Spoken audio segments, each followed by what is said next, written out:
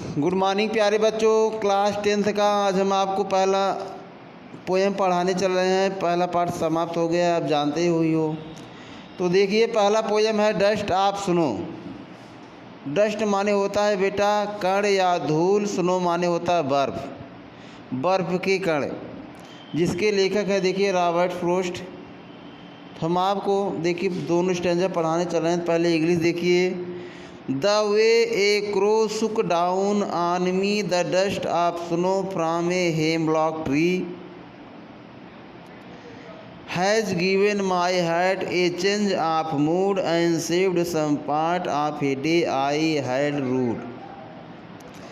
इसमें देखिए अब हम आपको और मीनिंग बताते हैं। द वे माने होता है इस तरीके से, क्रो माने कौवा, सुक माने हिलाया, सुक डाउन माने नीचे हिलाया, आनमी माने मेरे ऊपर, द डस्ट ऑफ स्नो माने बर्फ़ के कण, फ्रॉम माने से, हेमलॉक ट्री, हेमलॉक ट्री माने होता है धतूरे का वृक्ष।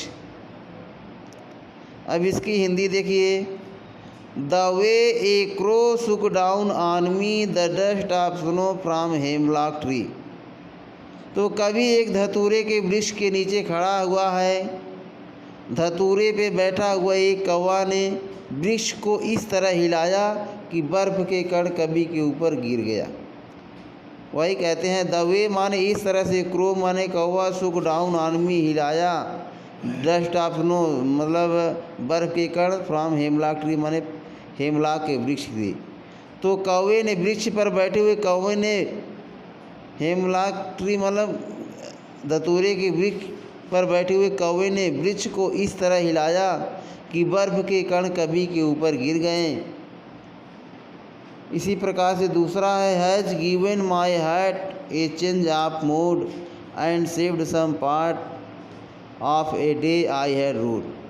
गिवन माने होता है दिया, माई हार्ट माने हृदय, हृदय में, चेंज माने परिवर्तन, मूड माने एक विचार, सेव्ड माने सुरक्षित किया, सम पार्ट माने कुछ अंश, ऑफ द डे माने दिन का, आई हैड रूड, रूड माने दुखी रहा। तो यहाँ लेखक कहता है लेखक दुखी मनोदशा में था और जब कौवे ने क्या किया, उसके ऊपर बर्फ गिरा तो हैज़ गिवन माई हार्ट, उसके हृदय में ए चेंज ऑफ मूड, एक मनोदशा में परिवर्तन आ गया। तो जैसे ही बर्फ़ के कण कभी के ऊपर गिरे, उसके हृदय में एक परिवर्तन आ गया।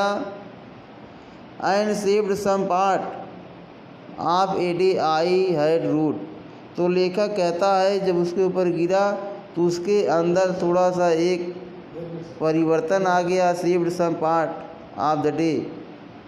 तो वह दिन के शेष भाग में जो दुखी रहा तो उसकी भावना जो है परिवर्तित होकर खुशी भावना में परिवर्तित हो गई। धन्यवाद।